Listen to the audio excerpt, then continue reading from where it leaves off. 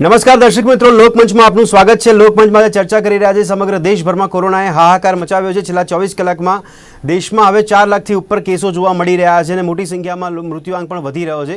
એવામાં દેશમાં જ્યારે કોરોનાએ હાહાકાર મચાવ્યો છે ત્યારે કેન્દ્ર સરકાર પણ ચિંતામાં જોવા મળી રહી છે। કેન્દ્ર સરકારના અધ્યક્ષ સ્થાને છેલ્લા 2 દિવસથી જોવા મળી રહ્યું છે કે સમીક્ષા બેઠકો પણ ગોઠવવામાં આવી રહી છે। વડાપ્રધાન નરેન્દ્ર મોદી છે મંત્રી પરિષદ સાથે બેઠક પણ ગોઠવી રહ્યા છે અને હવે જોવું રહ્યું કે બીજી તારીખે જ્યારે 5 રાજ્યોના ચૂંટણીના પરિણામ આવે ત્યારબાદ કેન્દ્ર સરકાર દ્વારા કોઈ નિર્ણય લેવામાં આવે છે કે કેમ અને કેવા નિર્ણય લેવામાં આવે છે, પછી એ આકરા નિર્ણય હોઈ શકે છે કેમ, તેની પર ચર્ચા કરી રહ્યા છે। અને ચર્ચા એ પણ કરી રહ્યા છે કે ભારતમાં જ્યારે કોરોનાની આટલી ગંભીર સ્થિતિ જોવા મળી રહી છે તો અમેરિકા ભારતને મદદ તો કરી રહ્યું છે, પણ અમેરિકાએ હવે એ પણ સલાહ આપી છે કે હવે સમય આવી ગયો છે મોદી સરકાર માટે અંતિમ વિકલ્પ ઉપયોગમાં લેવા માટે। અને અંતિમ વિકલ્પ એટલે કે વડાપ્રધાન નરેન્દ્ર મોદીએ જણાવ્યું હતું કે અંતિમ વિકલ્પ એ જ લોકડાઉન હોવું જોઈએ, જેને લોકડાઉન માટે અંતિમ વિકલ્પ તરીકે માનવું જોઈએ। ત્યારે અમેરિકાએ હવે સલાહ આપી છે। જોવું રહ્યું કે વિશ્વના ઘણા દેશો પણ હવે ભારતને સલાહ આપતા જોવા મળી રહ્યા છે।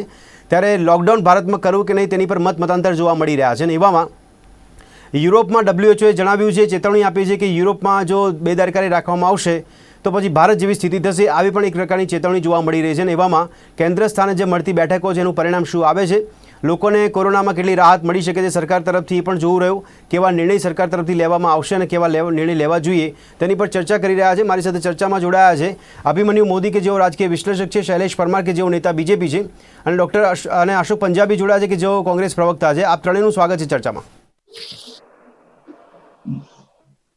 અભિમન્યુભાઈ, મારો અવાજ આવે છે આપને? हाँ जी, आवे छे, आवे छे।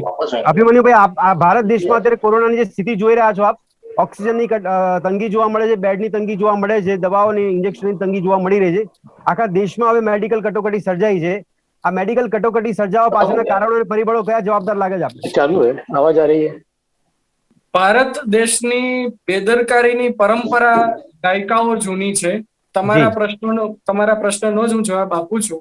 જી 1980 નો દાયકો, 1985 ની સાલની આજુબાજુની વાત કરું તમને બહુ જી ટૂંકમાં, હમ ત્યારે કોંગ્રેસનું શાસન હતું દિલ્હીમાં, જી કોંગ્રેસ સરકાર હતી। ત્યારે પણ સાઉથના જ એક મંત્રીએ કહ્યું હતું કે હા ઇન્ટરનેશનલ એરપોર્ટ ઉપર અમેરિકા અને આફ્રિકાથી જેટલા લોકો આવે હા તેની મેડિકલ તપાસ કરવામાં આવે। જો આ નહીં થાય તો હા ભારતમાં એક બહુ મોટો રોગ ખૂબ ખરાબ રીતે ફેલાવશે।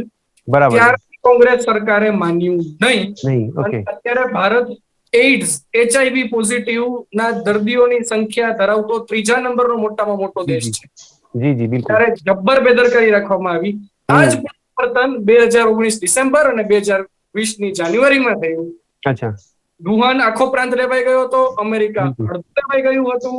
જી મોટા મોટા નેતાઓએ, નામ હું નહીં લઉં કારણ કે હું કોઈ હા પક્ષ નથી, પણ હા અમુક નેતાઓએ ફેબ્રુઆરી મહિનામાં ટ્વીટ પણ કરી હતી કે ભાઈ જી પ્લીઝ ધ્યાન રાખો, જાળવો, બાકી હમ આખો દેશ લેવાઈ જશે।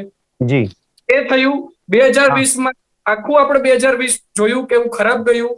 હા બીજું કેવું આવશે એના ઘણા બધા ડોક્ટરો અને આંતરરાષ્ટ્રીય નિષ્ણાતોએ વાત કરી હતી। હા યસ કોઈ યસ પૂર્વ તૈયારી કરવામાં ના આવી અને આજે આપણે જી અહીંયા છીએ કે સાદી દવા નથી, ઓક્સિજન નથી અને ખાસ જેને હમ કોવિડ નથી પણ બીજી બીમારીઓ છે હા યસ એ લોકોને પ્રોપર ટ્રીટમેન્ટ નથી મળતી। એટલે જી। 10 દિશાઓમાંથી અત્યારે પ્રજા ઘેરાયેલી છે। એટલે અભિમન્યુભાઈ, આપના કહેવા પ્રમાણે શાસકોની બેદરકારીની પરંપરા કોઈ હા પણ પક્ષ। ઓકે, એટલે સરકાર અને નેતાઓ જવાબદાર છે દેશમાં બરબાદી માટે? હા, મેં એ જ કહ્યું, તમારે એને જે પણ શબ્દ ઓકે ઓકે સમૂહમાં યસ યસ યસ। અચ્છા અશોકભાઈ, આપની પ્રતિક્રિયા જણાવશો? અત્યારે સમગ્ર દેશભરમાં કોરોનાની લહેર જોવા મળી રહી છે, બીજી લહેર આટલી ઘાતક સાબિત થઈ રહી છે, આમાં સરકાર પણ શું કરી શકે? કારણ કે સરકારને પૂછવા જઈએ તો સરકાર કહે છે કે આ કોરોનાનું સ્વરૂપ વધારે ઘાતક છે, જે બમણી ગતિએ ફેલાઈ રહ્યું છે। શું કહેશો આપ અશોકભાઈ? ભદ્રેશભાઈ, જી આજે દેશના કોઈ પણ નાગરિકને તમે પૂછો હમ કે અત્યારે જે પરિસ્થિતિ ઘાતક રૂપ લઈ રહી છે જી અને કોઈ પણ નિયંત્રણ નથી, જી સત્તાનું, તંત્રનું કે સરકારનું, હમ આજે લોકો ટપાટપ મરી રહ્યા હોય જી અને જી 10-10 દિવસથી સતત જાહેરાતો થતી હોય કે જી ઓક્સિજન આવશે, હા યસ ઇન્જેક્શન મળશે, હમ બેડ મળશે, હમ તકલીફો દૂર થઈ જશે, હમ છતાં એ ઓછી થવાના બદલે વધતી જઈ રહી છે। હમ અને અત્યારે તો એવી પરિસ્થિતિ છે કે નવા નવા સ્મશાનો ઉભા કરવામાં આવી રહ્યા હોય બરાબર છતાં પણ જે છે આપણી લાશોનો અંતિમ સંસ્કાર ન કરી શકતા હોઈએ તો હમ આજે કોઈ પણ નાગરિકને આપ પૂછો કે અલ્ટિમેટલી આખીરમાં આને માટે જવાબદાર કોણ છે, અને હવે તો વિકટ હવે તો પરિસ્થિતિ દિલ્હીમાં હોય, અશોકભાઈ દિલ્હીમાં જોવા મળ્યું સ્થિતિ એટલી ખરાબ છે કે કૂતરાઓના સ્મશાનમાં માણસોના મૃતદેહોના અંતિમ ક્રિયા કરવામાં આવી રહી હું આપને કહું છું, દિલ્હી હોય, ગુજરાત હોય, મહારાષ્ટ્ર છે. હોય કે પછી મધ્યપ્રદેશ હોય કે રાજસ્થાન, કોઈ પણ રાજ્ય હોય, જી જી આ મહામારી વિશ્વવ્યાપી છે અને રાષ્ટ્રવ્યાપી છે. જી પણ એ મહામારીને રોકવા માટે જે હા પગલા ભરવા જોઈતા હતા કોઈ પણ સરકારે, હકીકતમાં હું જયારે પ્રારંભમાં આપણે વાત કરતો હતો કે કોઈ પણ નાગરિકને તમે અમદાવાદમાં આવી જાઓ, સવારે 10 વાગે તમે નીકળો આશ્રમ રોડ ઉપર અથવા તો એસજી રોડ ઉપર અથવા તો જીએમડીસી ગ્રાઉન્ડ ઉપર, પૂછો કે ભાઈ આજની પરિસ્થિતિ જવાબદાર કોણ છે, તો હા કોઈ પણ તમને નિસંકોચે કહેતે કે ભારત સરકાર ને રાજ્ય સરકાર બંને, ચાહે કોઈ પણ રાજ્યની સરકારો હોય, પણ મૂળભૂત રૂપે કેન્દ્ર સરકારની સરેઆમ નિષ્ફળતા, અસંવેદનશીલતા, પ્રજા પ્રત્યેની નહીં નહીં નહીં જે અશોકભાઈ અપેક્ષિત, અશોકભાઈ તમે કેન્દ્ર સરકારની વાત ના કરો, કારણ કે કેન્દ્ર સરકારમાંથી એવું કહેવાયું છે કે આ તો રાજ્ય સરકારે કંટ્રોલમાં લેવાની જવાબદારી છે કોરોના પર. તો કેન્દ્ર કોંગ્રેસ સરકાર ઈચ્છે કહી શકે, કેન્દ્ર સરકારના પ્રધાનો તો બંગાળમાં જવાનું છે, આસામમાં જવાનું છે, તમિલનાડુમાં એમને ચૂંટણી જીતવાનું છે અને રાજ કરવાનું છે ભાઈ. એટલે કોંગ્રેસ ખાલી શાસિત વોટ રાજ્યમાં લો. રાજ્ય સરકાર જવાબદાર ખરી? કોંગ્રેસ હું શાસિત આપને કહું રાજ્યમાં છું કે રાજ્ય કોઈ સરકાર પણ જવાબદાર રાજ્ય ખરી? સરકાર, મેં તમને વાત કરી આરંભમાં હા કે રાજ્ય સરકાર કોઈ પણ પક્ષની હોય, જી પણ જયારે મૂળભૂત રૂપે ઇન્જેક્શન આપવાની જવાબદારી, એની સાથે સાથે ઓક્સિજનની જવાબદારી, બેડની જવાબદારી, આ બધી જવાબદારી જયારે કેન્દ્ર સરકાર પોતાના હાથમાં લઈને ચાલતી હોય, વારંવાર કેન્દ્ર સરકારને અને અહીંયા રાજ્ય સરકારને વારંવાર કહેવામાં આવ્યું હતું કે તમે આ મહામારી તમારી વ્યક્તિગત અંગત જવાબદારી નથી, આ એક રાષ્ટ્રીય આપદા છે, એક રાષ્ટ્રીય ક્લેમિટી છે, એમાં ઓકે બધા પક્ષોને તમે સાથે રાખો, બધા એનજીઓ ને સાથે રાખો, બધાનું સાથ સમર્થન લઈને આનો સામનો કરો. તમે દાખલો આપો, આ જીએમડીસી ગ્રાઉન્ડ ની અંદર જે 900 બેડની હોસ્પિટલ ખોલવા માટે ગાજા બાજા બજાવીને 3 દિવસથી સતત જાહેરાત કરવામાં આવતી હતી, આ દેશના નંબર 2 શક્તિશાળી માણસ દ્વારા ઉદ્ઘાટન કરવામાં આવ્યું, છતાં પણ એ જીએમડીસી ની અંદર આજે શું પરિસ્થિતિ, 900 તો શું 200 લોકોને પણ જગ્યા નથી મળતી, કોઈ વ્યવસ્થા નથી, કોઈ તંત્ર નથી, કોઈ પણ જાતની જવાબદારી નથી, ફક્ત તમારે ટીવીમાં આવીને પ્રેસ કોન્ફરન્સ મિટિંગો જ બોલાવવાની છે, બીજું કોઈ કામ નથી. આજે લોકો ટપોટપ મરી, આખરે જવાબદાર કોણ છે ભદ્રેશભાઈ? આ કેન્દ્ર સરકાર જવાબદાર છે, કેન્દ્ર સરકાર નિષ્ફળ ગઈ છે. આજે ચારે બાજુ લોકો રાજીનામા માંગી રહ્યા છે કેન્દ્ર સરકારનું, શા માટે? ઓકે ઓકે ઠીક છે અશોકભાઈ, સરકારને 303 બેઠકો આપી હતી. Yes yes. અચ્છા શૈલેષભાઈ, આટલી બધી સરકારની બેદરકારી કેમ કોરોના કાળમાં? ભદ્રેશભાઈ, પેલા તો આપને ખૂબ ખૂબ અભિનંદન કે કોરોના કાળમાં તમારી ચેનલ જે રીતે દર્શકોને જાગૃત કરી રહી છે અને દર્શકો સુધી બધા જ સમાચારો પોઝિટિવ અને સચોટ પહોંચાડી રહી છે. શૈલેષભાઈ આપ અભિનંદન પાઠવો છો, પણ અમને થોડોક ડર, શૈલેષભાઈ આપ અભિનંદન પાઠવો છો, પણ થોડો ડર લાગે છે, કારણ કે ભાજપના કેન્દ્રીય મંત્રીઓ તો એવું કહે છે કે મીડિયા સાચું બતાવે છે એટલે લોકોમાં ડર ઘૂસી ગયો છે. મીડિયા એ પાંચમો સ્તંભ છે અને ચોથી જાગીર છે, એટલા માટે એ ચોથી જાગીર છે, જાગૃત કરવા માટે જ હોય છે. એ મારો જુદું બોલે છે. અભિગમ છે. હું એ વાત કરવા જઈ રહ્યો છું ભદ્રેશભાઈ કે હમણાં મારા કોંગ્રેસના મિત્ર અશોકભાઈ એ વાત કરતા હતા, પણ એમાં વાતમાં ક્યાંય મને દમ ન લાગ્યો. મને એવું હતું કે હમણાં અશોકભાઈ કઈ કોરોના બાબતની ચર્ચા કરશે, આટલા કેસ છે, આટલા ગુજરાતમાં છે, આટલા રાજસ્થાનમાં છે, આ બનાવ બન્યા, આ બનાવ બન્યા, હું આ હોસ્પિટલમાં ગયો. અશોકભાઈ પોતે કોંગ્રેસના એમ કે અમારા કોંગ્રેસના રાષ્ટ્રીય આગેવાનો, પ્રદેશના આગેવાનો આ હોસ્પિટલમાં ગયા, એવું કઈક કે અહીંયા તકલીફ છે, પણ એવું કઈ ના કીધું. પણ એણે એમ કીધું કે ગુજરાત સરકારે સ્મશાનો ઉભા કર્યા. એટલા માટે એ તો તમને સમજણ પડી જ ગઈ છે અશોકભાઈ કે ગુજરાત સરકારે સ્મશાનો ઉભા કર્યા, નવી હોસ્પિટલો ઉભી કરી, ઓક્સિજન બહારથી લાવ્યા. આપણને જો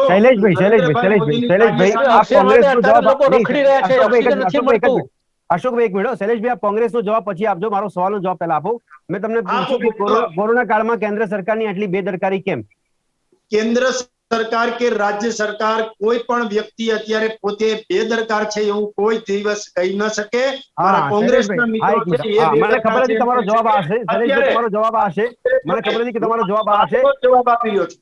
ઓકે શૈલેષભાઈ, મને ખબર હોસ્પિટલમાં જે રીતે સરકારી હોસ્પિટલની અંદર પેલા આપણી પાસે ટોટલ 41 બેડ હતા, અત્યારે આપણી પાસે 78,000 થી ઉપર. શૈલેષભાઈ તમે આટલા બધા બેડ ઉભા કર્યા છે, ની અંદર 900 બેડની પથારીઓ ત્યાં આપણે નાખી દીધેલી છે અને ચાલુ પણ કરી દીધું છે. દરેક સિવિલ હોસ્પિટલની અંદર ઓક્સિજનની વ્યવસ્થા છે. વેન્ટિલેટરની વ્યવસ્થા છે, શૈલેષભાઈ, આપણે ડિબેટમાં બેઠા છીએ, આપણે સરકારની કોઈ જાહેરાત કરવા નથી બેઠા. તમે સરકાર જે જાહેરાત કરી રહી છે એની તમે વાત અત્યારે ડિબેટમાં કરી રહ્યા છો, વ્યાજબી નથી. મારો સવાલ સાંભળો. બેદરકાર કેમ? આપે કીધું કે આટલી બધા બેડ ઉભા કર્યા, તો મેડિકલ સુવિધાના કારણે દર્દીઓના મૃત્યુ કેમ થયા અને એના માટે જવાબદાર કોણ? અત્યારે પણ ટપો લોકો મરી રહ્યા છે. પણ કોઈ પણ રાજ્યમાં કોઈ પણ રાજ્યની સરકાર, જે તે રાજ્યની સરકાર અથવા તો કેન્દ્રની સરકાર જવાબદાર હોય છે. લોકોએ અમને જવાબદારી આપી છે, અમને શાસન આપ્યું છે. તો બે જવાબદાર કેમ બની ગયા તમે? બેદરકાર કેમ બની ગયા? ભદ્રેશભાઈ, મારે કહેવાનું એમ છે કે આપણા રસોડામાં આપણો પરિવાર તો ખૂબ નાનો હોય, 5 માણસનો નાનો પરિવાર હોય અને 5 માણસની રસોઈ બનાવી હોય, એમાં અચાનક 25 માણસો આવે. શૈલેષભાઈ, અભિમન્યુભાઈને આંસુ આવે છે. શૈલેષભાઈ, પણ મને ત્યાં સુધી નરેન્દ્રભાઈ મોદી અને વિજયભાઈ રૂપાણી ગુજરાતમાં શાસન કરી રહ્યા છે. શૈલેષભાઈ, થોડું સાંભળવાનું રાખો. મુક્તિ મેળવી હતી. ભાજપ વાળા સાંભળતા જ નથી, કોઈની પ્રજાની સાંભળતા નથી. શૈલેષભાઈ, હવે સાંભળજો, હું આપણે 2-3 વસ્તુ કહેવા માંગુ છું કે દેશના નિષ્ણાંતોએ કેન્દ્ર સરકારને ચેતવ્યા હતા કે મે મહિનાની અંદર પીક આવવાની છે. તો સરકારે શું કર્યું? જે આપણે રસોડાનું એક્ઝામ્પલ આપો છો, એમાં આવતા પહેલા કહેવામાં આવ્યું હતું કે અચાનક મહેમાન નથી આવતા, મહેમાન આટલા સમયમાં આવવાના છે, તમે છતાં તૈયારી ના કરો, તો આ તમારી બેદરકારી છે. એટલી સ્વીકારો. તમે ભાજપનો ખેસ પહેર્યો છે, એનો મતલબ એ નહીં કે સ્વીકારો નહીં.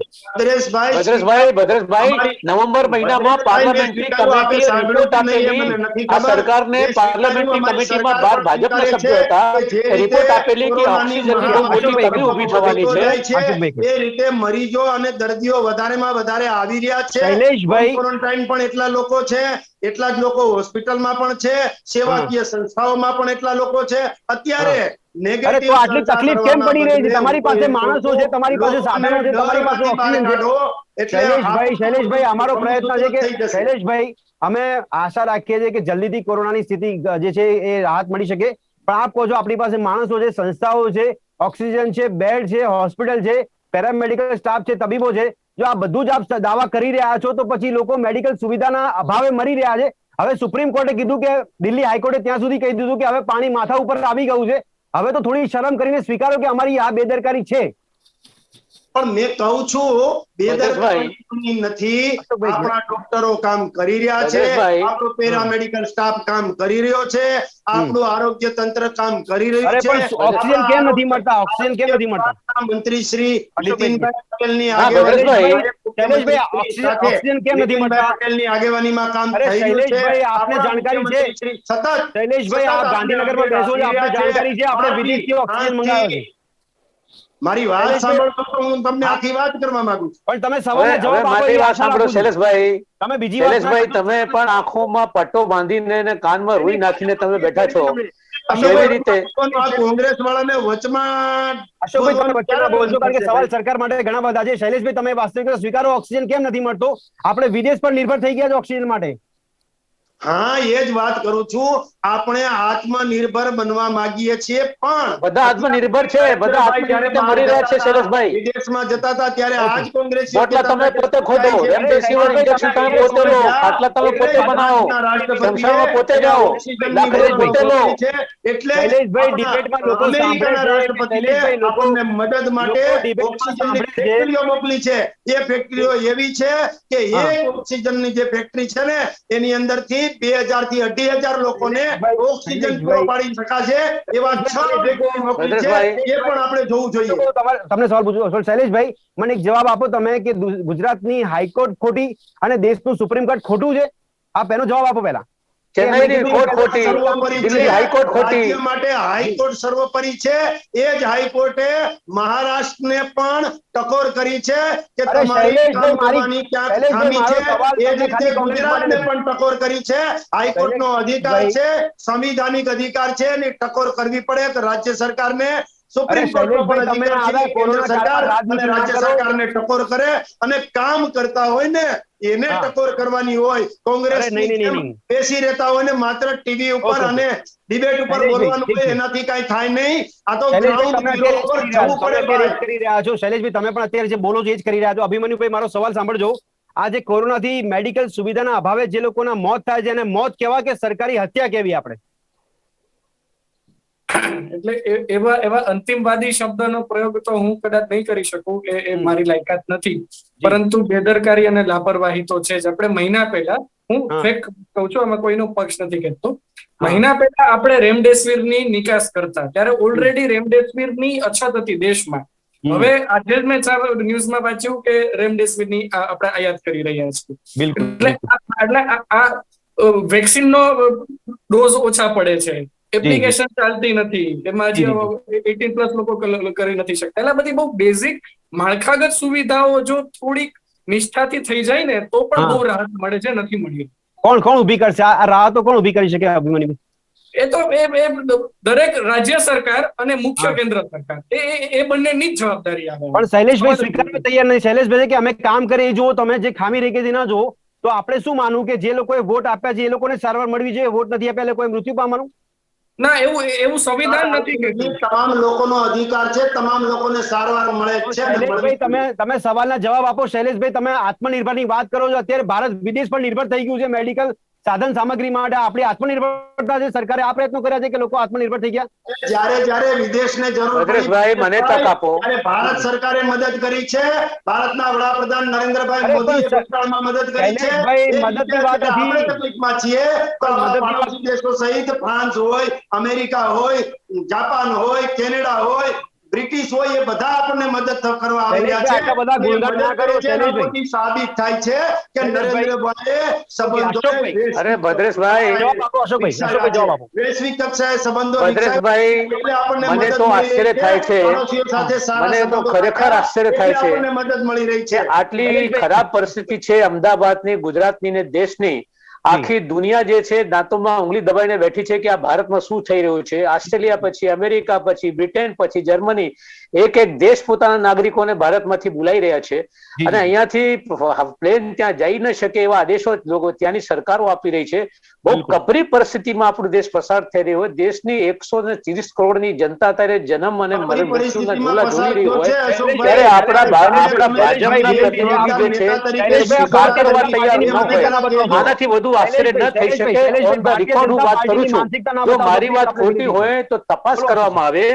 20મી નવેમ્બર 2020 ની વાત છે. 20મી નવેમ્બર 2020, ગયા વર્ષે નવેમ્બરની વાત હું કહું છું કે પાર્લામેન્ટની કમિટી જે કહે સંસદીય સમિતિ, એ સંસદીય સમિતિએ રિપોર્ટ પેશ કરેલી, જે રિપોર્ટમાં લખ્યું હતું કે ઓક્સિજન ઉત્પાદન વધારવા માટેની સખત અમે ભલામણ કરીએ છીએ કે દેશમાં ઓક્સિજન નથી, એની ઉત્પાદન ભરાવવું જોઈએ અને કેન્દ્ર સરકારે મહિના સુધી આ ભલામણનું ધ્યાન આપ્યું નહોતું અને આ કમિટીમાં 12 સભ્યો ભારતીય જનતા પાર્ટીના સભ્યો હતા. એ સમેત જ્યારે પણ આપણા દેશમાંથી વેક્સિનેશન હોય કે ઇન્જેક્શન હોય કે ઓક્સિજન હોય એની વિદેશોની અંદર એક્સપોર્ટ કરવામાં આવતી હતી. વિદેશી વાયવાય લૂંટવા માટે આપણા દેશના વડાપ્રધાન વાયવાય લૂંટવા માટે કશું પણ કરવા તૈયાર છે. બરાબર, આપણી વાત સાચી છે અશોકભાઈ. આ બધી બાબતો મીડિયા રિપોર્ટ્સમાં પણ આવેલી છે કે ઘણા બધા એવા પરિસ્થિતિ હતી કે જેમાં ધ્યાન આપવામાં નહીં આવ્યું. અશોકભાઈ, હવે વિકલ્પ શું છે આપણી પાસે, ભારત દેશ પાસે શું વિકલ્પ? વિકલ્પ આ છે કે આના માટે સરકાર ગંભીર બને, રાજકારણ છોડી દે. દરેક બાબતમાં રાજકારણ, દરેક બાબતમાં રાજકારણ.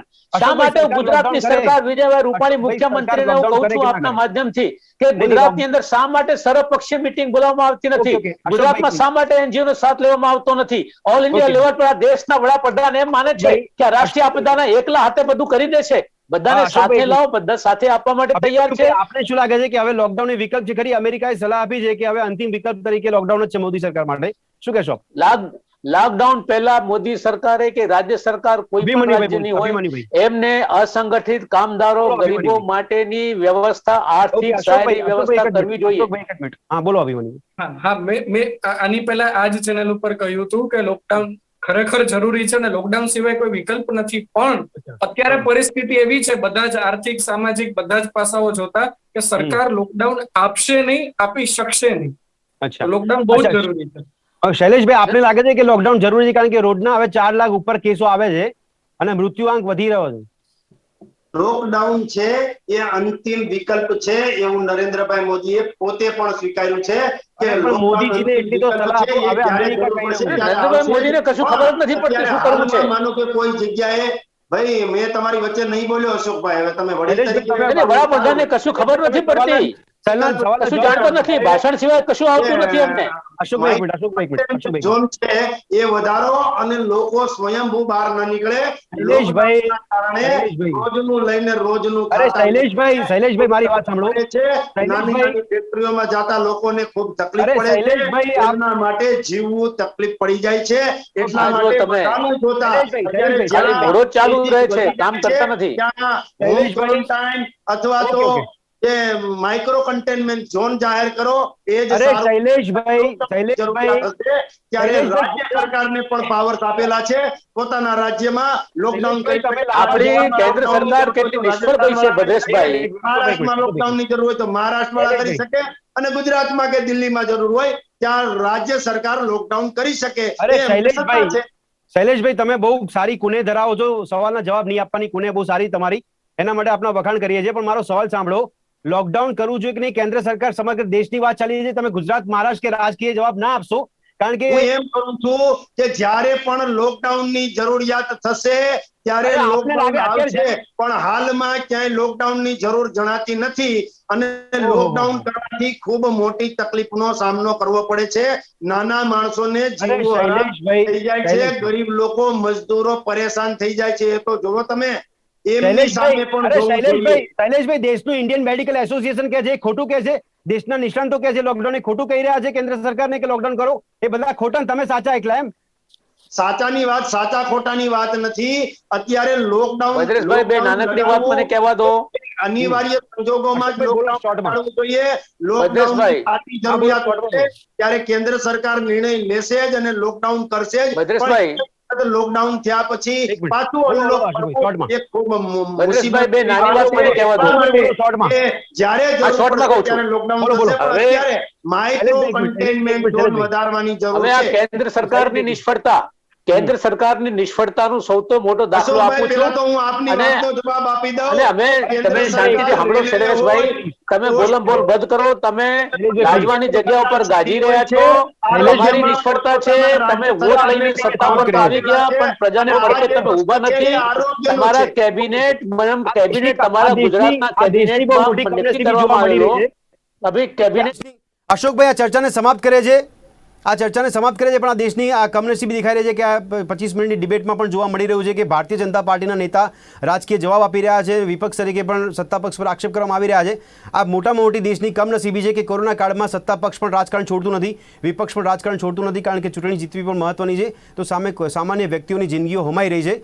હવે આમાં સવાલ એ પણ થઈ રહ્યો છે કે લોકડાઉન કરવું કે નહીં એના માટે, કારણ કે અમેરિકા સલાહ આપી રહ્યું છે. શૈલેષભાઈ કહી રહ્યા છે કે લોકડાઉનની જરૂર પડશે ત્યારે લોકડાઉન કરવામાં આવશે. જોવું રહ્યું કે બીજી તારીખે પરિણામ આવ્યા બાદ કેન્દ્ર સરકાર કયા પ્રકારના નિર્ણય લે છે, અને કેન્દ્ર સરકાર પણ નિર્ણય લેવાની ક્ષમતા ધરાવે છે કે નહીં એ પણ હવે જોવું રહ્યું. કારણ કે અભિમન્યુભાઈએ બહુ સારી વાત કરી કે પરિસ્થિતિ એવી છે કે સરકાર લોકડાઉન કરવાની સ્થિતિમાં છે પણ નહીં, કારણ કે લોકોને આર્થિક નુકસાન થઈ શકે છે. આ ચર્ચાને સમાપ્ત કરી, આ ચર્ચામાં આપ ત્રણેય ભાગ લીધો તે બદલ આપનો ખૂબ ખૂબ આભાર. ફરી મળીશું દર્શક મિત્રો લોકમંચમાં એક નવા વિષય પર ચર્ચા કરવા માટે. ત્યાં સુધી રજા આપશો. નમસ્કાર.